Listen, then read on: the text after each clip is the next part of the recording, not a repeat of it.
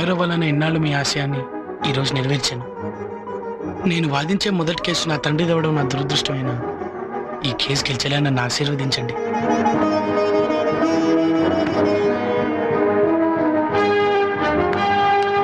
సత్య, రేపు ఎంసెట్ ఎగ్జామ్స్. ఆ సాంబశివం గారు ఎట్టి పరిస్థితుల్లోనే ఎంసెట్ పేపర్స్ లీక్ చేయడానికి ప్రయత్నిస్తాడు. వాడు కోర్టులోనే ఉండాలి కాబట్టి వాడి పిఏ మీద ఒక నిశ్చయించాడు. Okay, come on move.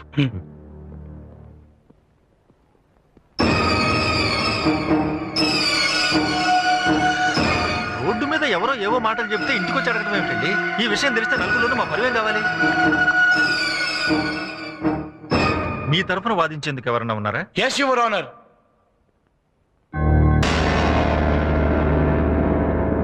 Proceed. Look mister Sambasivam, చూస్తూనే ఉన్నానండి. మీరు రాఘవ్ గారిని మీ ఇంటికి పిలిచి 10 లక్షల లంచం ఇస్తాన్నారా? లంచం? అయ్యా, గుళ్ళో 10 పైసలు దక్షిణ వేస్తేనే దేవుడికి లంచం ఇస్తున్నాడు అని జనం ఎక్కడనుకుంటారో అని భయపడే నేను 10 లక్షలు మరైతే ఆయన్ని ఇంటికి ఎందుకు పిలిపించారు? ఇంటికి? అయ్యా, నాకు ఆయనకి నయా పైస పరిచయం కూడా లేదండి. అలాగా? మరైతే కలవటానికి జైలుకి ఎందుకు వెళ్ళారు? నేను జైలుకి వెళ్తే రిజిస్టర్లో నా సంతకం ఉంటది కదండి. పెట్టు. యువర్ ఆనర్, చట్టానికి కళ్ళు లేవంటారు, కానీ ఇప్పుడు చట్టానికి కళ్ళున్నాయి. జైలు రిజిస్టర్లో పేరును మార్చగలరు, కానీ అదే జైల్లో ఉన్న క్లోజ్ సర్క్యూట్ కెమెరాలో రికార్డ్ అయిన దృశ్యాన్ని ఎవ్వరూ మార్చలేరు. Please allow me your honour.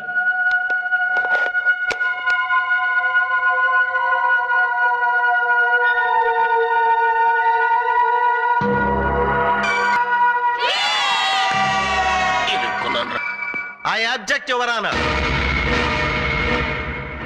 పెరిగిన టెక్నాలజీతో ఇలాంటి సాక్ష్యాలు ఎన్నైనా సృష్టించవచ్చు. అమెరికా అధ్యక్షుడు జైలుకు వచ్చి ఈ రాఘవ గారితో మాట్లాడినట్టు నేను సృష్టించగలను. యువర్ ఆనర్, ఈయన లాయరుగా కాక ఒక నేరస్తుడిగా, ఒక నేరస్తుడికి కొడుగ్గా క్రిమినల్ బుర్రతో ఆలోచించి ఇలాంటి వాళ్ళు సృష్టిస్తున్నాడు. క్రిమినల్ మెంటాలిటీ ఉన్న ఇలాంటి వాళ్లను చదువుకొనిస్తే కోర్టుని ఇలాగే మోసం చేస్తారు. ఇలాంటి వాళ్లను చదువుకోనివ్వటమే తప్పు.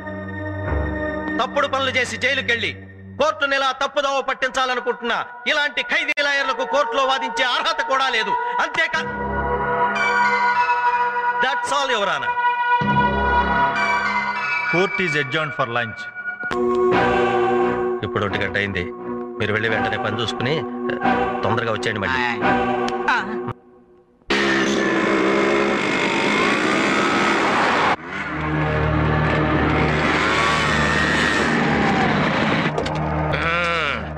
రెడీగా ఉన్నారు? ఏంటండి ఎంత లేట్? మనం చేసేది లీకేజ్ వ్యాపారం. లేట్ కాకుండా ఎట్టుంటదయ్యా? బ్రేక్ టైమ్ లో కానీ బోల్ నుంచి బయటపడలా. సర్లే, క్యాచ్ తీసుకోండి సార్. అందరిది కలిపి 2 కోట్లు. ఇదిగోండి సార్ పేపర్లు. Okay okay. రై, ఈ మొత్తాన్ని 2 సూట్ కేసులు సర్దేసి. అలాగండి. ఇక original paper xerox copy.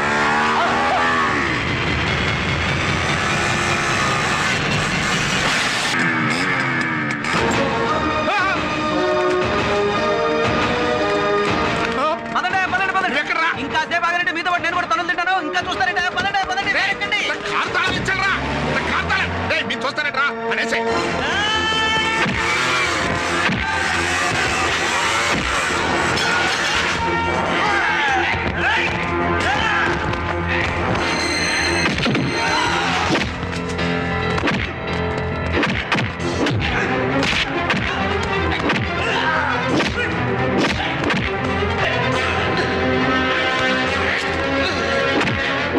Time బాగుందిరా.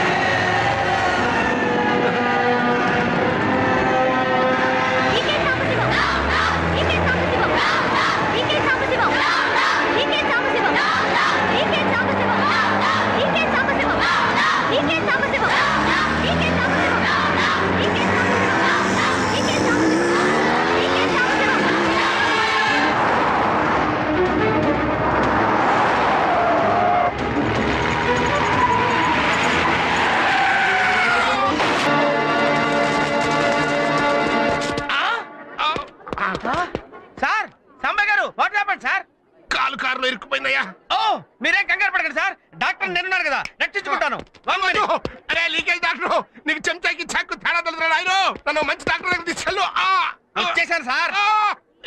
సార్ కాలు కోసేసి బాడీ బయటికి లాగేస్తాను సార్. మీరేం భయపడకండి సార్.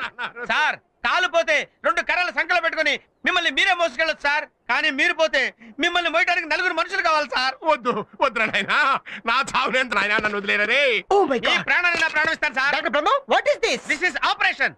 సిజేరియన్ ఆపరేషన్ చేసి బేబీని బయటికి తీసినట్టు కాలు కోసేసి బాడీ బయటికి లాగుతా. Oh shit. ఈ టైంలో ఉపయోగించాల్సింది డాక్టర్ తొక్క బ్రెయిన్ కాదు, నాలాంటి great engineer brain. Call cut చేయకుండా కార్ కట్ చేసి బాడీ బయటికి తీద్దాం. మీ ఇద్దరేంట్రా నా పైలట్ యమభటుల్లో దొరికారు. నన్ను వదిలేంట్రా బాబు పంచి ఏం పర్లేదు సార్. కాలు కార్ కట్ చేయాలి. కాదు కాలే కట్ చేయాలి. కాదు కారే. కాలే కట్ చేయాలి. కారు. కాలే కట్ చేయాలి. కాలే కట్ చేయాలి. ఏ, కారు.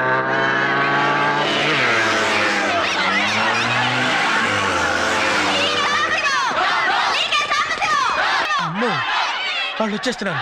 మన కాలు చేయి తీసేస్తారు. పద పద. అదిచ్చా నన్ను తొందరగా ఓ మంచి డాక్టర్ దగ్గర తీసుకెళ్ళవయ్యా. ఏ నీ వరకు వచ్చేసరికి మంచి డాక్టర్ కావాల్సి వచ్చాడా? నీ వరకు వచ్చేసరికి ప్రాణం విలువ తెలిసిందా? ఒక ఇంట్లో దొంగతనం జరిగితే ఆ ఇంట్లో వాళ్ళు మాత్రమే నష్టపోతారు. ఒక చోట కల్తీ జరిగితే కొందరు మాత్రమే నష్టపోతారు.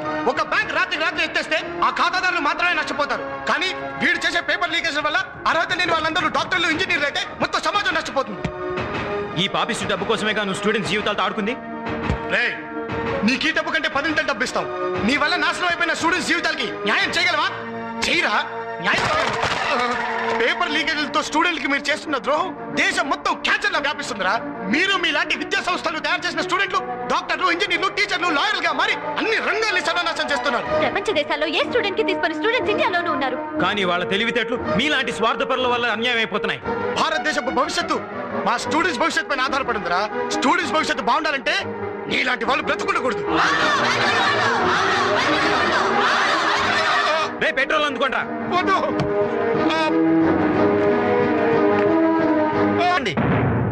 అతని వదిలేయండి.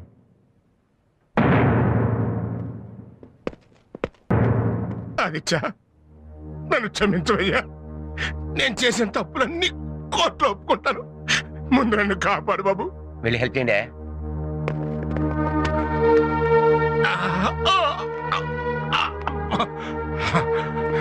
చర్చి గారు లంచం తీసుకుని ఎంసెట్ పేపర్ లీక్ చేయమంటే చేయనన్నాడని వీళ్ళ నాన్నగారిని లంచం కేసులో ఇరికిచ్చింది నేనేనండి. ఆయన నిర్దోషి. అసలు నువ్వే కాదు, జడ్జి స్థానంలో ఉన్న నేను కూడా దోషిని. ఆదిత్య, నువ్వు శేఖర్ని హత్య చేయలేదని, నా కూతురు జీవితాన్ని నువ్వు కాపాడటంలో అతను చంపాడని నాకు తెలుసు. కానీ నిజం చెబితే జీవితం నాశనం అవుతుందని భయపడ్డాను.